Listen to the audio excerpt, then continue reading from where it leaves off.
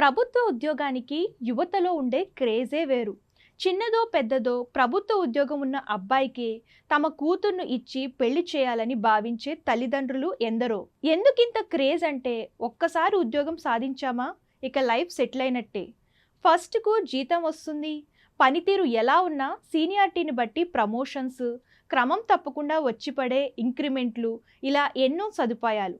దీనిపై తాజాగా ఓ యువతి సెటారికల్గా ప్రాంక్ వీడియో చేసింది.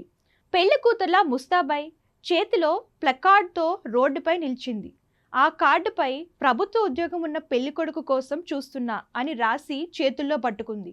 రోడ్డుపై వచ్చిపోయే వారిని మీరు ప్రభుత్వ ఉద్యోగం చేస్తున్నారా అంటూ అడుగుతూ కాదనగానే సారీ చెప్పి పక్కకు జరుగుతోంది. నల్లగా ఉన్నా సరే ప్రభుత్వ ఉద్యోగం ఉంటేనే పెళ్లి చేసుకుంటానని చెబుతుంది. చివరకు ఓ మధ్య వయస్కుడు ఆమె దగ్గరకు వచ్చి తాను ప్రభుత్వ ఉద్యోగినని చెప్పడంతో సిగ్గుపడుతూ పెళ్లికి ఒప్పుకుంటుంది. అబ్బాయి ఎలా ఉన్నా పర్లేదు, కానీ ప్రభుత్వ ఉద్యోగం ఉండాలని తన తండ్రి సూచించాడని ఆ యువతి చెప్పింది. ఈ ప్రాంక్ వీడియోను సదరు యువతి సోషల్ మీడియాలో అప్లోడ్ చేయడంతో అది కాస్త వైరల్గా మారింది.